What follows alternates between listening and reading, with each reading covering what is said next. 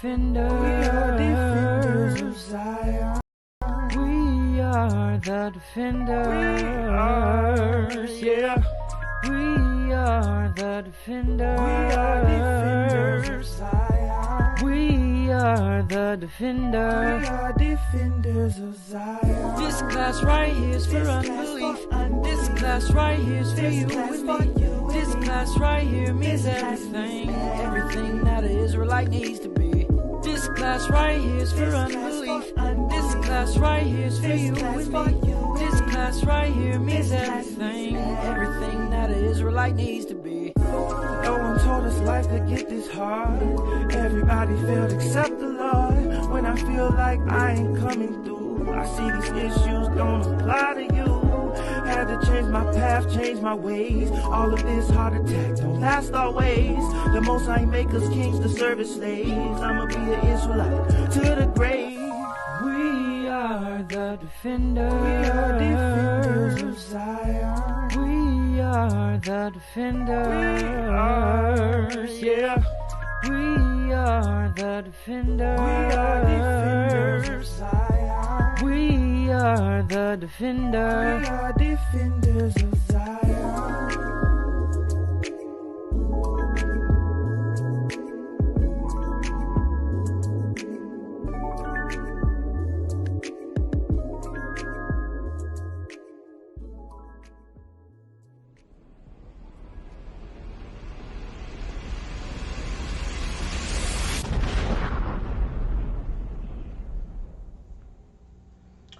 All right, shalom, Most High in Christ bless to everybody that's tuning in. All praises to the Most High. We made it to another Sabbath. All right. If you are new to this truth, understand that this is the way. Okay. You have no doubt stumbled into the movement. All right. The first thing that you need to be doing is you need to sit back, you need to learn, and you really need to understand patience, okay? You're not going to learn everything in a day. Everything takes time. But if you sit back and allow patience to have her perfect work, you will receive understanding, all right? Tonight's topic is kingdom adjustments, all right? Kingdom adjustments. And make no mistake about it, who is the kingdom for? It's for you so-called blacks and you so-called Hispanics whose fathers are of Negroid and Indian descent. You are the biblical Israelites, all right? And we have a duty to keep God's commandments in the faith in Christ, right? So now, let's open up with the book of Matthew. Matthew chapter 6, and let's read verse 9. The book of Matthew, chapter 6 and verse 9. Mm-hmm. After this manner, therefore, pray ye, Our Father which art in heaven, hallowed be thy name. Hallowed be thy name. A lot of people, they read this and they skip over hallowed be thy name so fast. They don't realize that it's telling you that the name of the Lord is secret. The name of the Lord is secret. It say, hallowed be thy name. Come on. Thy kingdom come. Thy kingdom come. Come on. Thy will be done in earth as it is in heaven. Right. So it say, thy will be done in earth as it is in heaven. Now, when you read this, what a lot of people think is that it's saying whatever is done on earth is also being done in heaven. That's not what this is talking about, okay? It's talking about the Lord's will. Whatever the Lord wants to happen, it's going to happen. That's why I say thy will be done in earth as it is in heaven. Because the Lord has set in place everything from the beginning. Okay? And whereas you would think the Lord has changed something, that is not the case. But if the Lord has set something from the beginning, He hasn't changed anything. It's always been his will. Which brings us to the topic, kingdom adjustments. There are things that are going to change, right? But these things have been set from the beginning. Okay. Let's go to Malachi.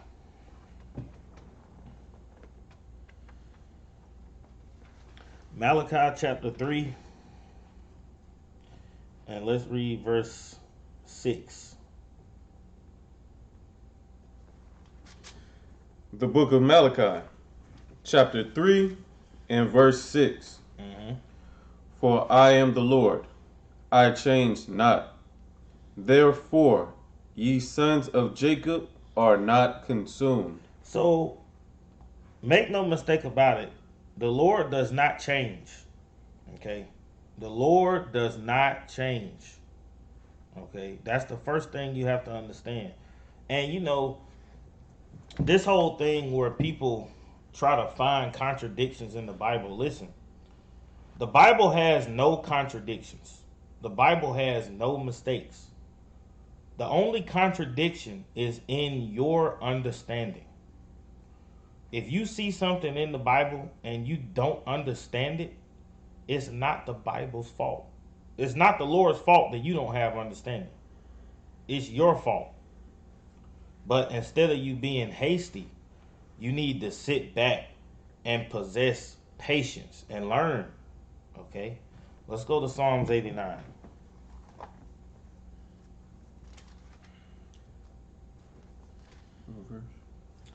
Let's read verse 34.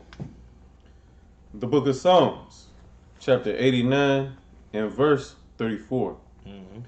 My covenant will I not break, nor alter the thing that is gone out of my lips. So, once again, what you're reading about, once again, is the Lord saying that he's not going to change. He's not going to break. He's not going to alter the thing that's going out of his lips. So, you should begin to be putting together, okay, he said he's not changing. He's not altering the covenant. He's not breaking the covenant. Okay, so what are we going into? All right, what are we going into? Let's go to the book of Isaiah, chapter 48.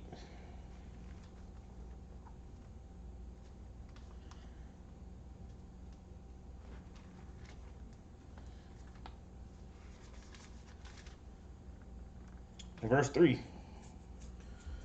The book of Isaiah, chapter 48, and verse 3. Mm-hmm. I have declared the former things from the beginning. I have declared the former things from the beginning. Come on. And they went forth out of my mouth. Uh-huh. And I showed thee. And I shewed them. And I shewed them. I did them suddenly, and they came to pass. So, read the next verse. Verse 4. Because I knew that thou art obstinate, Uh-huh. and thy neck is an iron sinew, and thy brow brass. So it said, because I knew that thou art obstinate, man. Obstinate, another word, I like obstinate, put stiff-necked Israelites. Stiff-necked Israelites, man. From the beginning, the Lord has spoke everything into existence. So the things that you think, oh, the Lord has changed. No, these things have been planned from the beginning. You know, a lot of people go into where, you know, you see the Lord repented. And they'll say, oh, that's a contradiction. But no, that repented mean the Lord has had mercy on you. Everything from the beginning has already been declared. There are no changes in the Lord. All these things are set from the beginning. Right? You have to understand that. Now, let's go to Hebrews 11.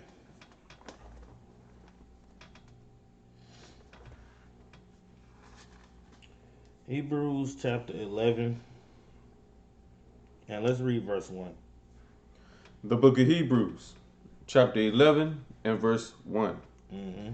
Now faith is the substance of things hoped for, Mm-hmm. the evidence of things not seen. Mm-hmm. For by it the elders obtained a good report. Through faith we understand that the worlds were framed by the word of God, so that things which are seen were not made of things which do appear. So now, when you understand faith in general, it's telling you that, faith is a belief system, okay, that's set in place when you don't see something. You don't see it, but there lies the definition of faith. You believe in it even though you can't see it. Are we going to have faith once we are looking at the Lord? You have to ask yourself a question. Are we going to have faith when we are looking at the Lord?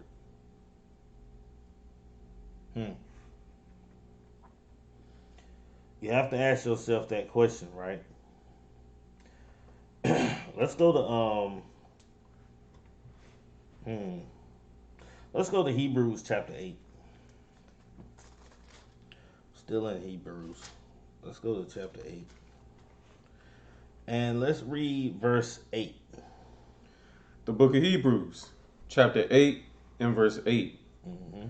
For finding fault with them, he saith, Behold, the days come, saith the Lord, when I will make a new covenant with the house of Israel and with the house of Judah. These are the Israelites that the Lord is making a new covenant with. Come on. Verse 9. Not according to the covenant that I made with their fathers, in the day when I took them by the hand to lead them out of the land of Egypt, because they continued not in my covenant, I regarded them not, saith the Lord. For this is the covenant that I will make with the house of Israel. After those days, saith the Lord, I will put my laws into their mind, and write them in their hearts, and I will be to them a God, and they shall be to me a people. So the Bible is saying that the Lord is going to put the law within us. Now, the first thing you should be thinking is, wait a minute, the law is supposed to be in us anyway. So what's the difference? The difference is the kingdom. The difference is the kingdom adjustment. What this is really saying is there will be no sin in the kingdom of heaven. The Israelites are not going to be in the midst of sin in the kingdom of heaven. You got people that really believe we're going to be breaking God's commandments in the kingdom. That's ridiculous, man. These Israelites here have earned their position to be in a kingdom, the heavenly kingdom. There will be no sin. It's telling you that the law is going to be written in them, on them. Right? Come on. Verse 11. Verse 11. And they shall not teach every man his neighbor, and every man his brother, saying, Know the Lord. So it's not going to be no teaching that's going to be going on. Right? The Lord is going to teach the Israelites the doctrine in the wilderness. Come on. For all shall know me, from the least to the greatest. It say, for all shall know me, from the least to the greatest. Real quick, what does it mean to know the Lord? Let's go to 1 John real quick. 1 John chapter 2, and let's read verse 3. The book of 1 John, chapter 2 and verse 3. And hereby we do know that we know him, if we keep his commandments. If we keep his commandments, come on. He that saith, I know him, and keepeth not his commandments, is a liar, and the truth is not in him. So you know the Lord when you keep his commandments. Okay? If you're not keeping his commandments, you cannot say that you know the Lord because you don't. Okay, let's go back to Hebrews 8 and verse 11. The book of Hebrews, chapter 8 and verse 11. And they shall not teach every man his neighbor, and every man his brother, saying, Know the Lord, for all shall know me, from the least to the greatest. Mm-hmm. For I will be merciful to their unrighteousness, Mm-hmm. and their sins and their iniquities will I remember no more. Will he remember no more? So he's telling you the iniquity, the sin that you have done is going to be wiped out. You're going to be given a clean slate when you receive the kingdom. And from there on out, it ain't going to be no more sin. Come on. Verse 13. Uh-huh. In that he said, A new covenant he had made the first old. Uh-huh. Now that which decayeth and waxeth old is ready to vanish away. Now that which decayeth and waxeth old is ready to vanish away. Okay? It hasn't vanished away. It's ready to vanish away. Because a lot of people don't understand. You have an old covenant and you have a new covenant. We are not in the new covenant yet. We are not in the new covenant. We still in the old covenant, but now we have God's grace. Okay, we have grace and mercy. Okay, but we are not yet in the new covenant because it's a kingdom adjustment. It's a kingdom adjustment. Let's go to Joel chapter 2.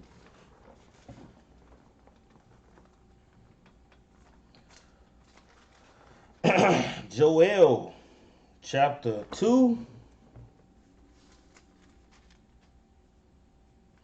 And let's read verse 1.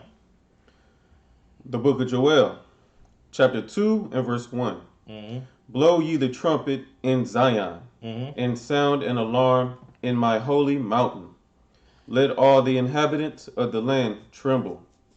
For the day of the Lord cometh, for it is nigh at hand. The day of the Lord cometh, it is nigh at hand. So understand, this is talking about the day of the Lord. Okay, the last day. Come on. A day of darkness and of gloominess, a day of clouds and of thick darkness, Mm-hmm. as the morning spread upon the mountains. A great people and a strong, there had not been ever the like, neither shall be any more after it, even to the years of many generations. Come on. A fire devoured before them, and behind them a flame burneth. The land is as the garden of Eden before them, and behind them a desolate wilderness.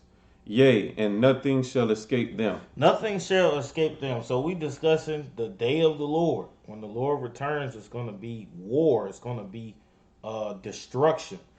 And it's talking about the Lord's army that he's going to have is going to be doing a lot of this destruction. Come on. Verse 4.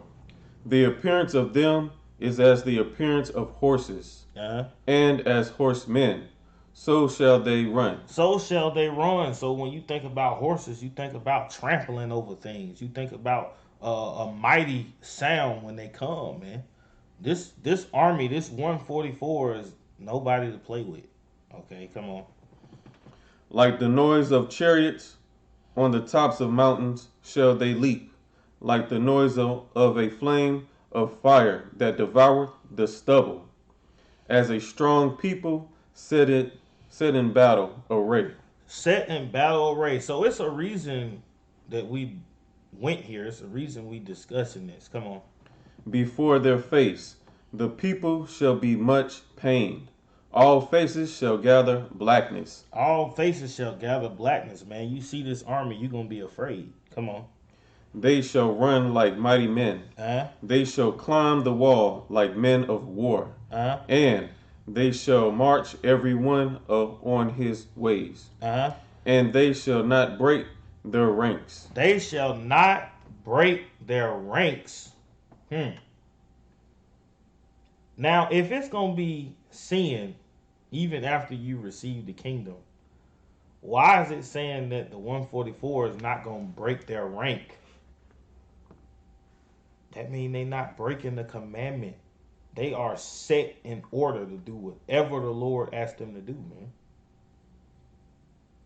What part of that don't you understand?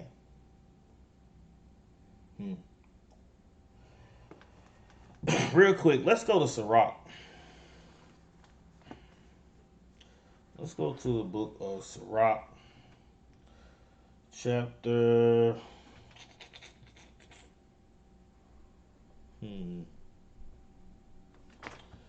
Let me find this real quick.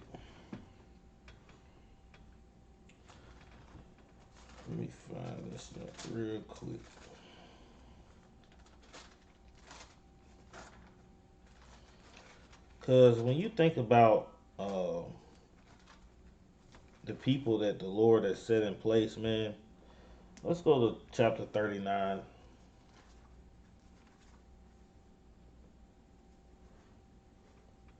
In verse 28. The book of Sirach, or Ecclesiasticus, chapter 39 and verse 28. There be spirits that are created for vengeance. There be spirits that are created for vengeance. Right? Who is creating these spirits? Come on. Which in their fury lay on sore strokes. In the time of destruction, they pour out their force and appease the wrath of him that made them. Appease the wrath of him that made them, man. You mean to tell me you not going to apply this to the army of the Lord? Were they not created for him? Are they not doing what he asked them to do? Are they not set for the destruction of Babylon and anywhere else the Lord command them to go? Come on. Verse 29. Uh-huh. Fire and hail and famine and death, all these were created for vengeance. All these were created for vengeance. Come on. Teeth of wild beasts and scorpions, serpents, and the sword, punishing the wicked to destruction. Are not the 144 punishing the wicked to destruction? Come on. They shall rejoice in his commandment, and they shall be ready upon earth when need is, and when their time is come. They shall not transgress his word. They shall not transgress his word. They shall not break rank. It's the same thing, man. You have to understand, this army of the Lord ain't going to be in sin, bro. The saints of the Lord that's getting the kingdom of heaven is not going to be in sin. Ain't nobody going to get the kingdom of heaven after keeping the commandments their whole life and being found righteous and acceptable to the Lord. Get in the kingdom of heaven and be eating pork chops, man. What the hell? None of that is happening, man. You got to be out your mind to believe that, for real. Let's go to Isaiah chapter 60.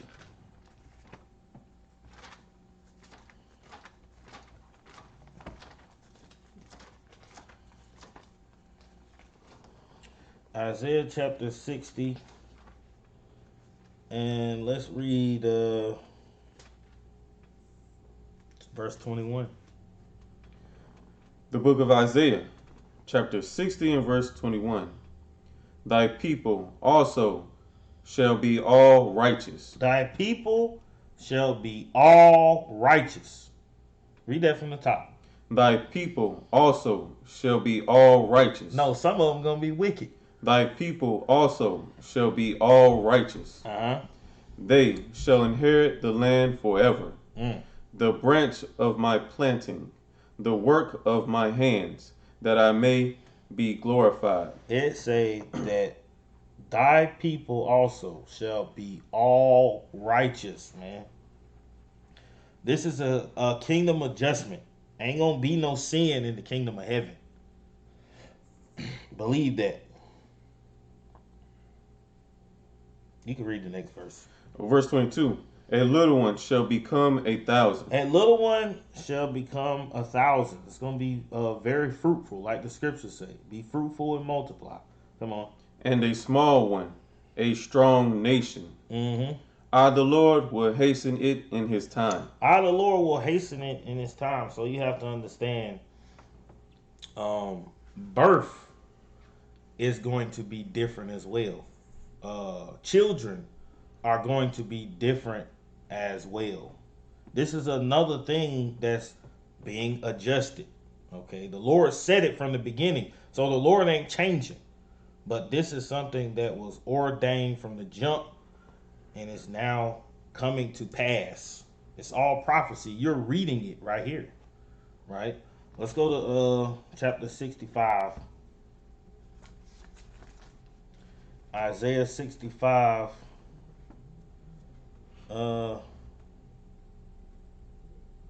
Verse 19. The book of Isaiah, chapter 65 and verse 19. Mm-hmm. And I will rejoice in Jerusalem, and joy in my people. And the voice of weeping shall be no more heard in her, Mm-hmm. nor the voice of crying. Mm-hmm. There shall be no more thence an infant of days, Mm-hmm. nor an old man that have not filled his days. Mm. For the child shall die 100 years old. For the child shall die 100 years old, man. It's talking about the kingdom of heaven. Are the people in the kingdom of heaven going to be dying? Absolutely not. There should be no more death. Right?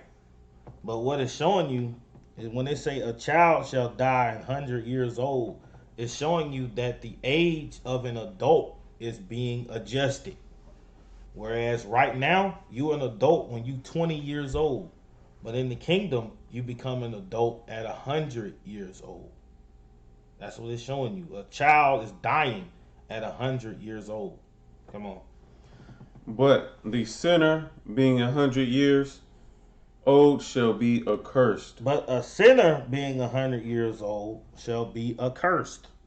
If you are accursed, you are not getting the kingdom of heaven.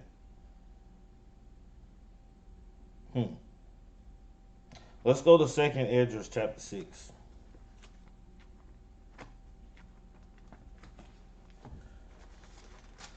Second Esdras chapter 6. And let's read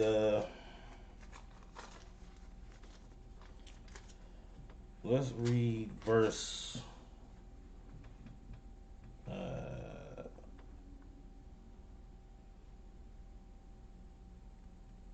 in verse 21. The book of 2nd Esdras, chapter 6 and verse 21. Mm-hmm. And the children of a year old shall speak with their voices. And the children of a year old shall speak with their voices. So you have this adjustment that's being made. The Lord say, I will hasten it in his time. He was talking about our children. You're going to have children that's a year old that's going to be speaking fluently. Speaking like they 20 years old. You know, mother, may I have some milk, please? Of course, it's going to be in the our original language.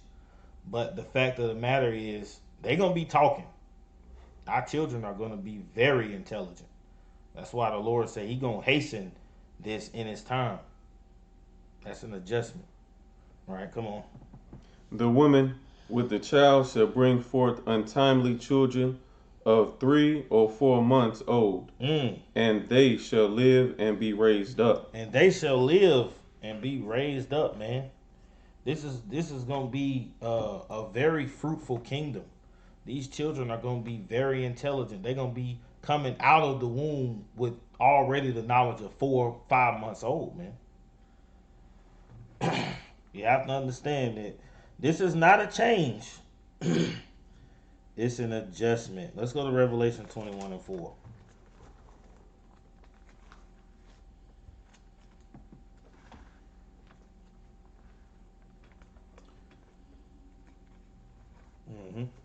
The book of Revelation, chapter 21 and verse 4.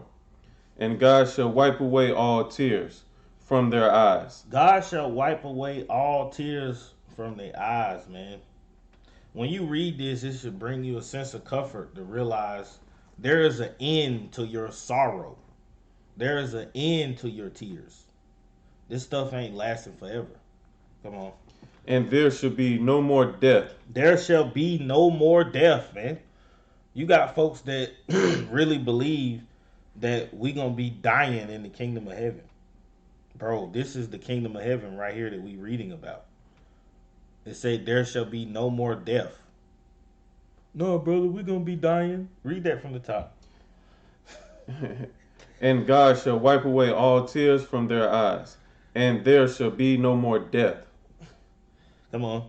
Neither sorrow, nor crying, neither shall there be any more pain. For the former things are passed away. For the former things are passed away, man. I like passed away and put kingdom adjustment.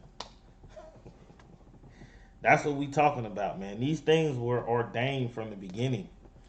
The Lord is literally going to take you and he's going to reprogram your mind to no longer even understand the concept of sorrow or depression.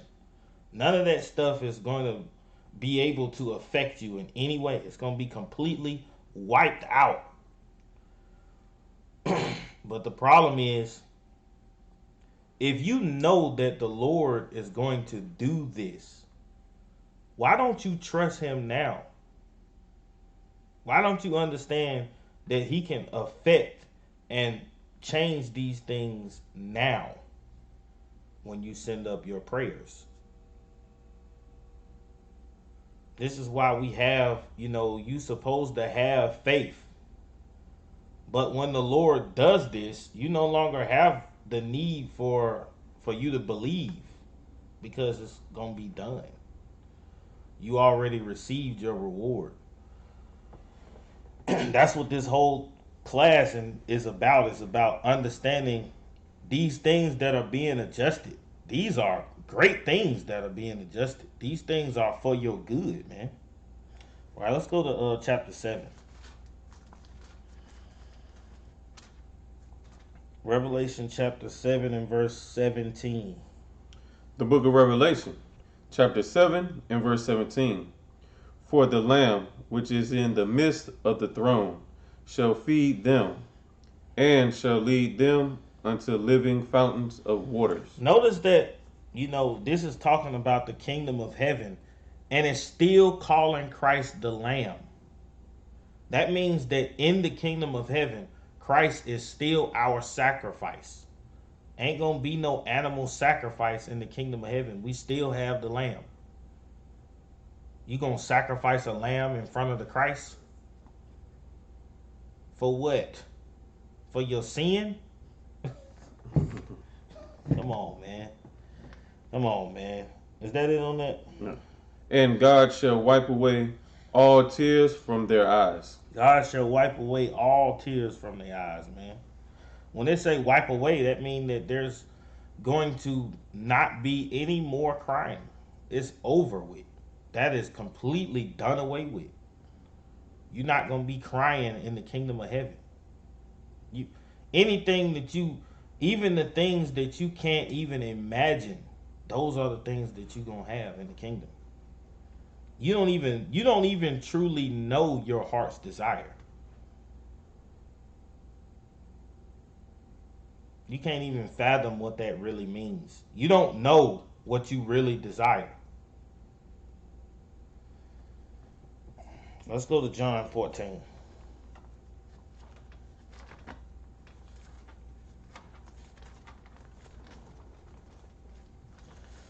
John 14.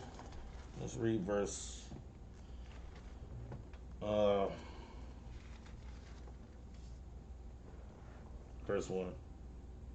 The book of John, chapter 14 and verse 1. Let not your heart be troubled. Ye believe in God, believe also in me. In my Father's house are many mansions. If it were not so, I would have told you, I go to prepare a place for you. So you have to understand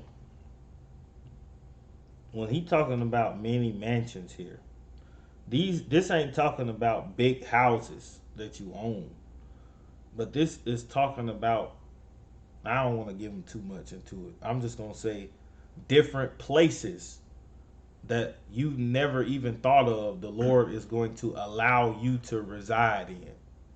Right? Come on. Verse 3.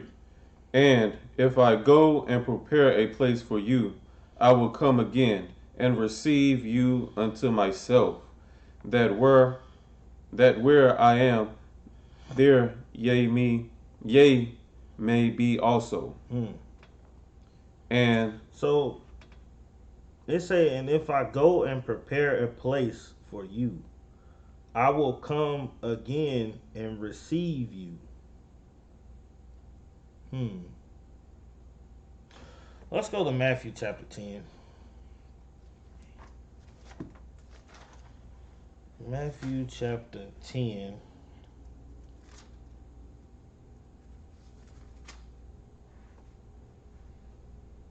And verse 40. the book of Matthew, chapter 10 and verse 40. He that receiveth you receiveth me, and he that receiveth me receiveth him that sent me. Let's go back to John 14 and 3.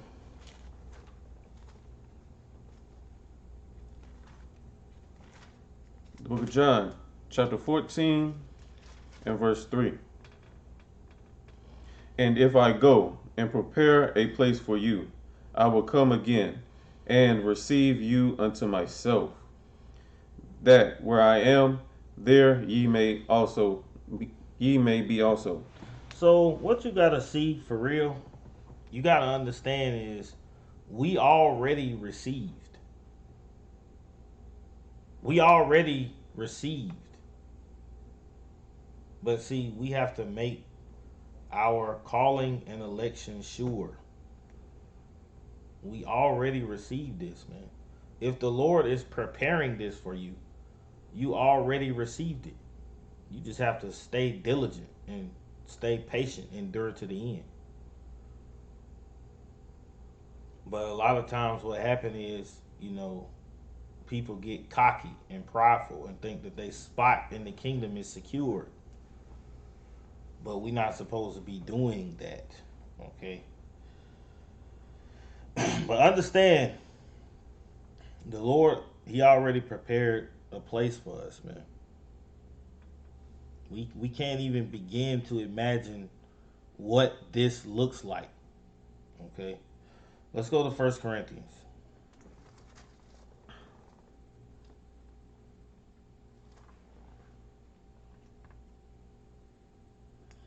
First Corinthians chapter 15.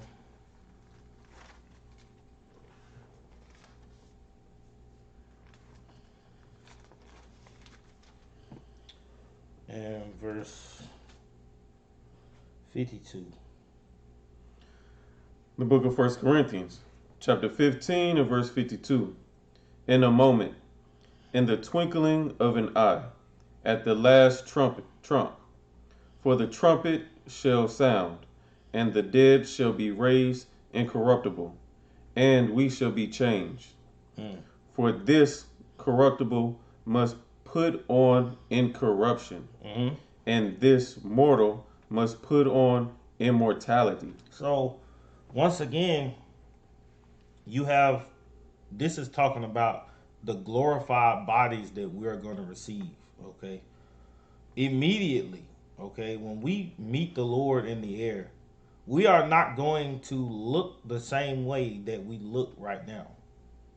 There's going to be a adjustment that's happening to us. It's not going to be the same, right? This is also a reward, man.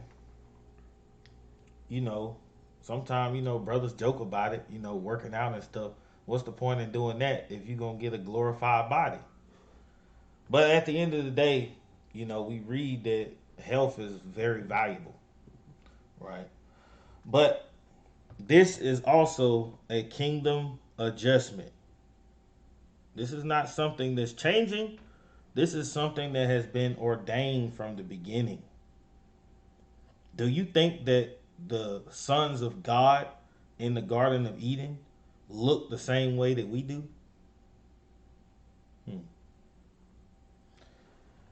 That's something you have to think about, man. That's something you have to think about. Let's go to Matthew chapter 9. Matthew chapter 9.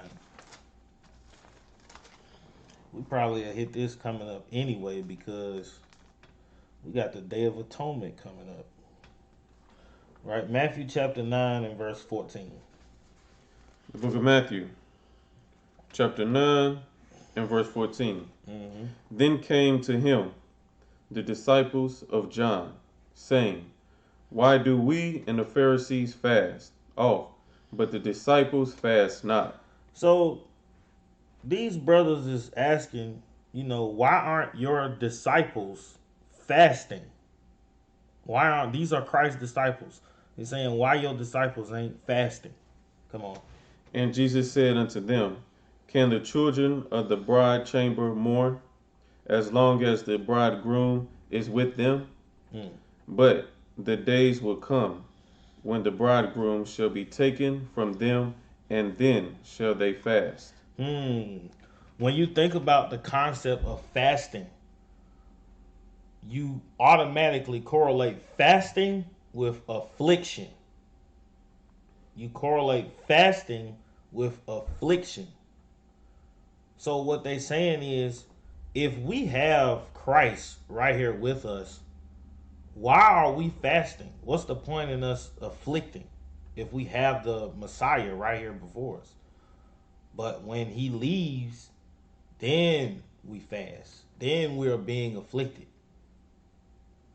This right here, this is another kingdom adjustment.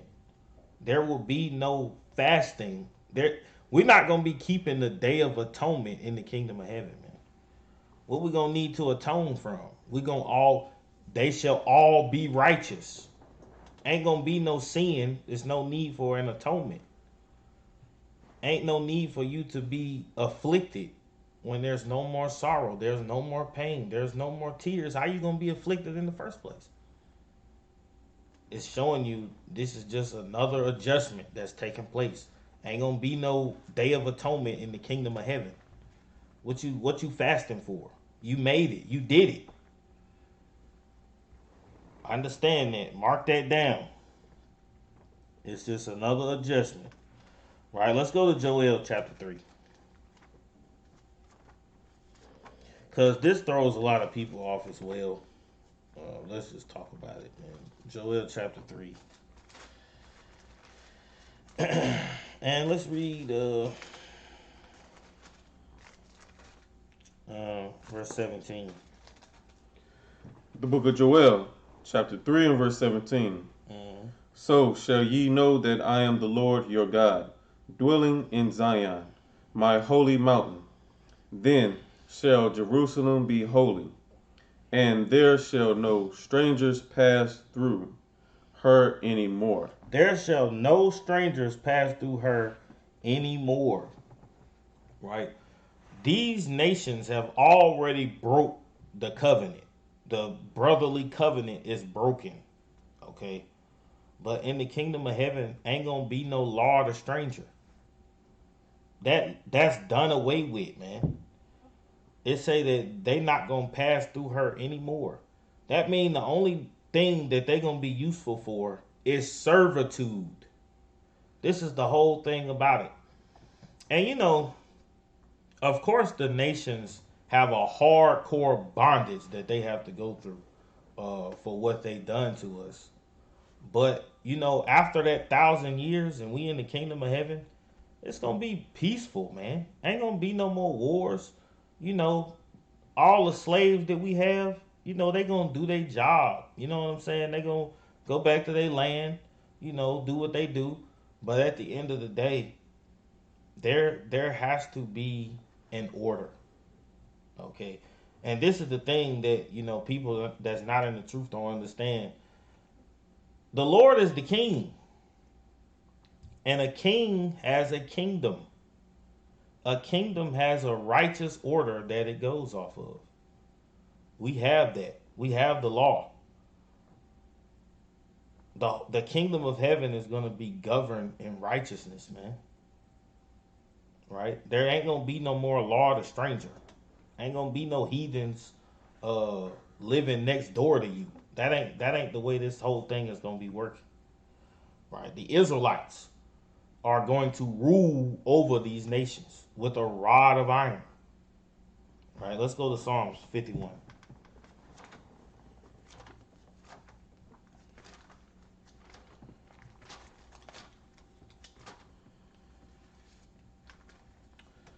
Psalms 51, and let's read verse 20. Well, verse no, it ain't no. Let me see.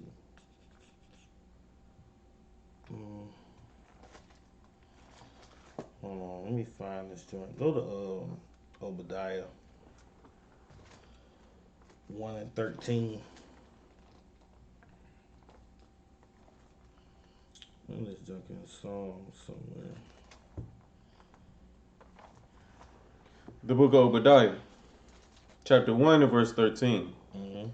Thou shouldest not have entered into the gate of my people in the day of their calamity. So, some people, they going, okay, well, Jacob and Esau were brothers, right?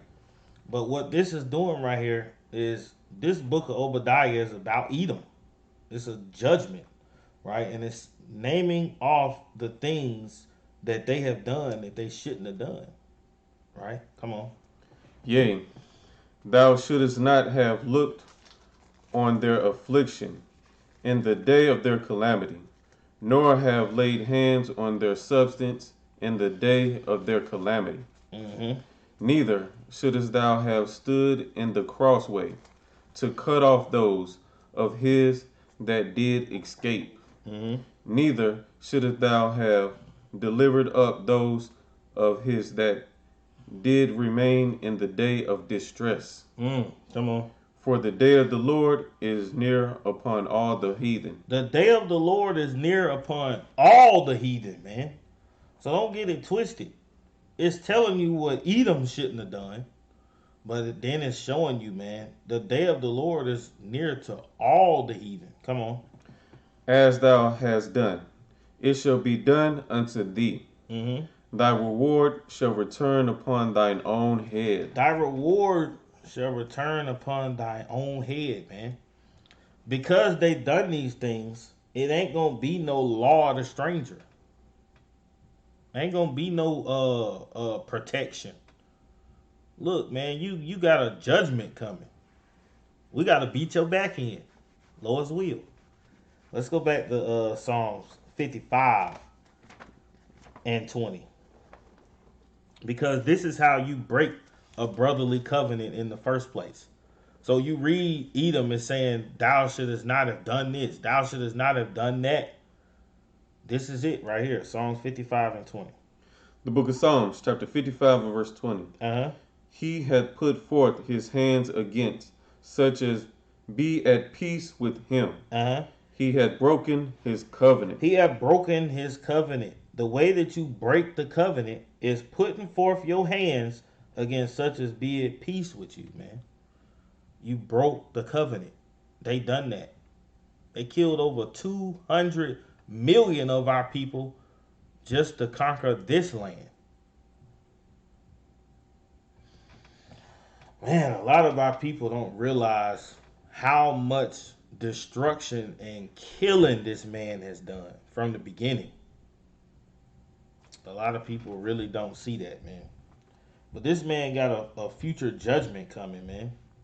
Let's go to Zechariah 14. Get a little understanding of this servitude. Give you a hint of it. Zechariah 14 and verse 16. The book of Zechariah, chapter 14 and verse 16. And it shall come to pass that everyone that is left of all the nations which came against Jerusalem shall even go up from year to year to worship the King, the Lord of hosts, and to keep the Feast of Tabernacles. So it's telling you that these other nations have to go up to Jerusalem for the Feast of Tabernacles. Now, are they partaking in the booths with the Israelites? That's the question. We're gonna get into that. Come on. Verse 17, Uh-huh. and it shall be that whoso will not come up of all the families of the earth unto Jerusalem to worship the King, the Lord of hosts, even upon them shall be no rain. Even upon them shall be no rain. So when you read in Isaiah 14, you see that we're gonna put these nations in their place. So they're gonna have a place, right? And every year they're gonna have to come up for these feast days to serve the Israelites, right? And the king. Come on. And if the family of Egypt go not up, and come not, that have no rain, there shall be the plague, wherewith the Lord will smite the heathen that come not up to keep the Feast of Tabernacles. Uh-huh. This shall be the punishment of Egypt, and the punishment of all nations that come not up to keep the Feast of Tabernacles. So it's showing you that, listen, if these nations don't do what they supposed to do, it's gonna be a judgment that goes forth. Right? Come on. Verse 20. In that day shall there be upon the bells of the horses holiness unto the Lord, and the pots in the Lord's house shall be like the boughs before the altar.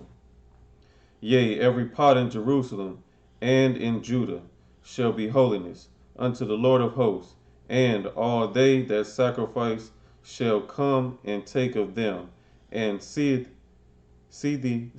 therein. Uh-huh. And in that day there shall be no more Canaanite in the house of the Lord of hosts. So it say, and in that day there shall be no more the Canaanite in the house of the Lord of hosts, man. Precept this with what we read in Joel 3 and 17. It's talking about the law of the stranger. Ain't gonna be no more Canaanites, walking around doing whatever they want to do. No. It say that Jerusalem is gonna be holy. And no stranger shall pass through her anymore, man. These nations is gonna have to come up and they're gonna have to serve. That's what's gonna be going on. Ain't gonna be no fiestas and all these heathens just going around. Nah, you got work to do, man. You have a service to do. Right? This once again is a kingdom adjustment. Right? And what like we were saying earlier, these adjustments are supposed to be for our good. Right? So when you understand that, things are going to change. Right? Trouble don't last always. Sirach chapter 2. And let's read verse 8. The book of Sirach, or Ecclesiasticus, chapter 2 and verse 8. Mm-hmm. Yea, ye that fear the Lord, believe him, and your reward shall not fail. Ye that fear the Lord, believe him, and your reward shall not fail, man. There is a reward that we have if we continue in the faith. But you have to continue in the faith. You have to believe this. Right? Let's go to Wisdom of Solomon. Chapter 5.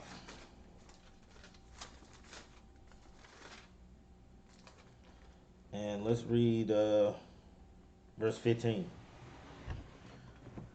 The book of Wisdom of Solomon, chapter 5 and verse 15. Mm-hmm. But the righteous live forevermore. It say the righteous live forevermore, man. Ain't gonna be no death in the kingdom of heaven. Come on.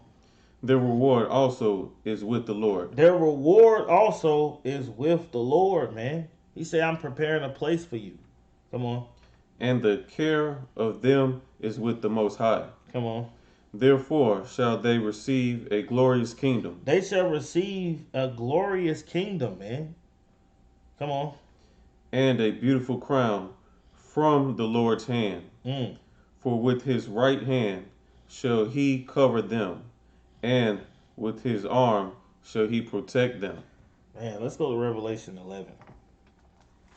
You have to understand, when it's talking about this crown, this is literal right here. I think you read in 2nd Esdras chapter 3, it shows you that Christ is literally going to place a crown on your head if you make it. The Lord is going to literally place a crown on your head. Do you understand the significance of that, man? That is the greatest gift you ever will receive. Ever. Nothing else can compare to that at all. Nothing. Revelation 11, and let's read verse 16. The book of Revelation, chapter 11 and verse 16.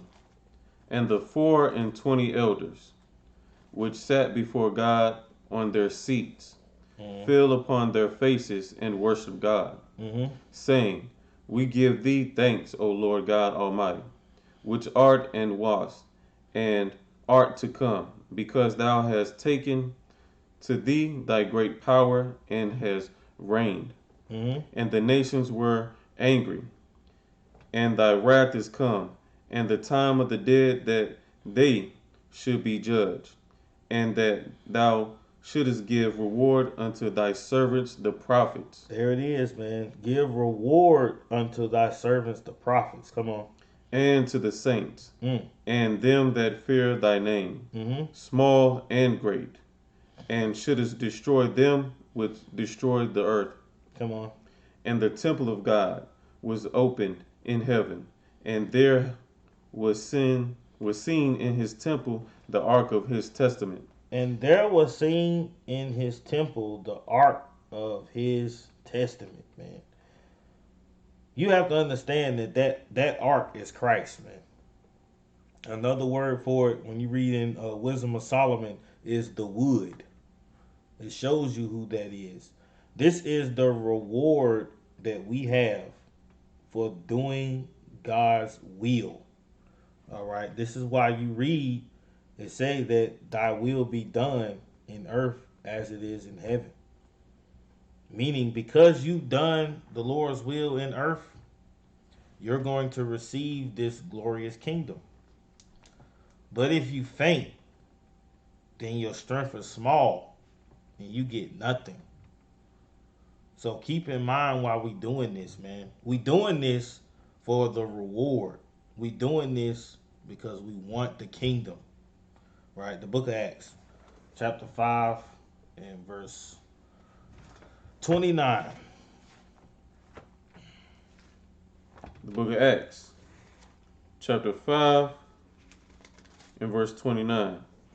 Then Peter and the other apostles answered and said, We ought to obey God rather than men. We ought to obey God rather than men every single day, man. And with that we say, Shalom.